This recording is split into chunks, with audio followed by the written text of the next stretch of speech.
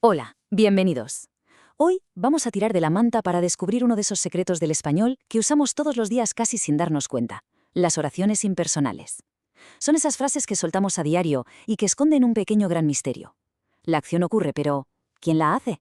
Es lo que llamo el sujeto fantasma. Y para meternos en materia, vamos con una pregunta clásica, de esas que seguro que ha salido en alguna cena con amigos. ¿Se puede decir hubieron muchas personas en la fiesta? A ver, en un primer momento suena hasta lógico, ¿no? Si son muchas personas, pues el verbo en plural, ¿tiene sentido o no? Pues la respuesta corta, clara y directa es no, un no rotundo. Pero lo mejor es que en esta pequeña guía vamos a entender perfectamente el porqué. Así que vamos a ponernos el sombrero de detectives gramaticales. Aquí tenemos la hoja de ruta. Primero, la idea clave, el sujeto fantasma. Luego veremos los casos más obvios, los de la naturaleza. Después, 3 verbos un poco tramposos. Nos meteremos también con el famoso se. Y acabaremos con unos plurales que, bueno, a veces nos la juegan. ¡Al lío! Muy bien, empecemos por la base, por el meollo de la cuestión. El sujeto fantasma. ¿Qué narices significa que una oración no tenga sujeto? ¿Que la acción se hace sola por arte de magia? Pues, en cierto modo, sí. A ver, esta es la definición oficial. Una oración impersonal es aquella en la que la acción no la hace nadie en concreto. Sencillamente no podemos preguntar ¿quién?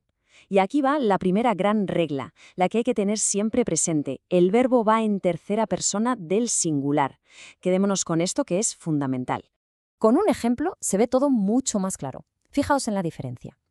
Si decimos nosotros amanecimos en el hospital, no hay duda. ¿Quiénes amanecimos? Nosotros. El sujeto está ahí. Pero si decimos amanece muy temprano, ¿quién amanece? Nadie. La acción ocurre pero sin un agente. Ese es nuestro sujeto fantasma en acción. Vale, ya que tenemos la idea principal, vamos a por el tipo de impersonal más fácil, el más intuitivo de todos, ese en el que parece que la propia naturaleza es la que está hablando. Es que esto es de cajón. ¿Quién llueve? Nadie. ¿Quién nieva? Tampoco. ¿Quién truena? Pues eso. Son verbos que, por definición, describen cosas que simplemente pasan. Por eso siempre los usamos así, en singular. Llueve mucho, nevó toda la noche, ya anocheció. Pero ojo, que el español es un idioma muy juguetón. A veces le damos la vuelta a estos verbos y los usamos en sentido figurado. Por ejemplo, si decimos le llovieron las críticas, ahí la cosa cambia. ¿Qué es lo que llovió? Las críticas. En ese caso sí tenemos un sujeto. El contexto lo es todo. Pasamos ahora al punto caliente, a 3 de los verbos que más usamos en nuestro día a día, pero que en algunos contextos se vuelven impersonales. Y aquí es donde la mayoría de las veces metemos la pata. Así que, atención máxima. Lo vamos a desglosar en 3 pasos, para que quede clarísimo. Primero, el verbo haber cuando lo usamos para hablar de existencia. Segundo, el verbo hacer para hablar del tiempo o del clima. Y tercero, el verbo ser, también para referirnos al tiempo.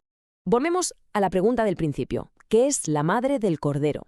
La Real Academia Española aquí es tajante, no deja lugar a dudas. La forma hubieron para decir que algo existía es incorrecta. Lo correcto, siempre, sin excepciones, es la forma en singular, hubo. Da igual que digamos hubo un problema o hubo 1000 problemas. Siempre hubo. Vale, ¿y por qué? Pues aquí está el truco, el secreto gramatical. En la frase hubo muchas personas, el grupo muchas personas no es quien hace la acción, no es el sujeto. Es lo que se conoce como complemento directo. Es lo que hubo. Y como la oración realmente no tiene sujeto, ¡zas!, el verbo se queda clavado en la tercera persona del singular. Y esta misma lógica se aplica a los otros 2 verbos. Nadie dice hacen 3 años, sino hace 3 años. O hace mucho calor. Y lo mismo con ser. No es son muy tarde, sino es muy tarde. Son como bloques fijos, expresiones que ya funcionan así. Entramos ahora en un terreno fascinante y, para muchos, un poco lioso, el pronombre se. Esta partícula es un auténtico camaleón, cambia de función constantemente. Pero vamos a ver que su uso impersonal es más sencillo de lo que parece. La fórmula es muy simple. Ponemos se y luego un verbo en tercera persona del singular. ¿Y cuándo se usa? Pues cuando no sabemos quién hace la acción, o simplemente no nos importa decirlo. Lo que interesa es la acción en sí, no quién la ejecuta. Es el típico caso de se vive bien en este pueblo. ¿Quién vive bien? Pues la gente, en general. No hay una persona concreta. O cuando decimos se come de maravilla en ese restaurante. Es una afirmación general, impersonal. Y ahora, mucha atención, porque esta puede que sea la diapositiva más importante. Este es el truco definitivo para no confundir la impersonal con se con otro tipo de frase muy parecida, la pasiva refleja. Fijaos bien en el detalle. Si decimos se busca a los actores, esa preposición, la a, lo cambia todo. Nos chiva que los actores no es el sujeto, por eso el verbo va en singular. Pero si quitamos la a y decimos se buscan actores, ¡boom! Ahora actores sí es el sujeto, y por eso el verbo tiene que ir en plural. Esa a es la clave. Y llegamos a la última categoría, que es un caso muy curioso. A veces, y esto es paradójico, usamos un verbo en plural no porque haya varios sujetos, sino precisamente porque no tenemos ni idea de quién es el sujeto. ¿Quién no ha dicho alguna vez, llaman a la puerta? A lo mejor es solo una persona, pero como no lo sabemos, usamos el plural para expresar esa incertidumbre. Pasa lo mismo con han robado en la tienda.